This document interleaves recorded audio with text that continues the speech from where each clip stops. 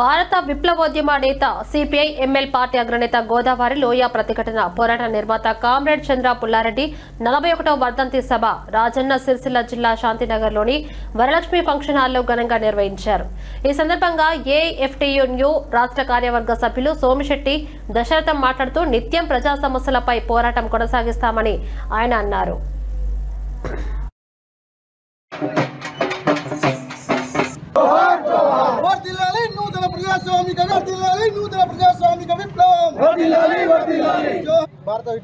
భారత విప్లవోద్యమ నేత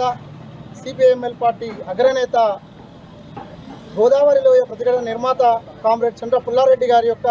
41వ వర్ధంతి సభను ఈరోజు సిరిసిల్ల శాంతినగర్లోని వరలక్ష్మి ఫంక్షన్ హాల్లో నిర్వహించుకోబోతున్నాం. మరి ఏదైతే మధ్య భారతంలో అణచివేత పోలీసు క్యాంపులతో 4 కిలోమీటర్లకు ఒక పోలీస్ క్యాంపు పెట్టి మరి అక్కడున్న ఆదివాసులను భయభ్రాంతులను చేసి మరి అక్కడున్న పేద ప్రజల పక్షాన పోరాడుతున్నటువంటి వారిని పాశవికంగా హత్యలు చేస్తూ ఆ అటవీ సంపద ఆదాని అంబానీలకు దోచిపెట్టడం కోసం ఈ బూర్జువా పార్టీలు ప్రయత్నం చేస్తున్నాయో మరి అది ఆ కళలు కూడా ఎప్పటికీ నెరవేరాయని, మరి విప్లవోద్యమం అనేది అంతం లేనిది, అది ఏదో ఒక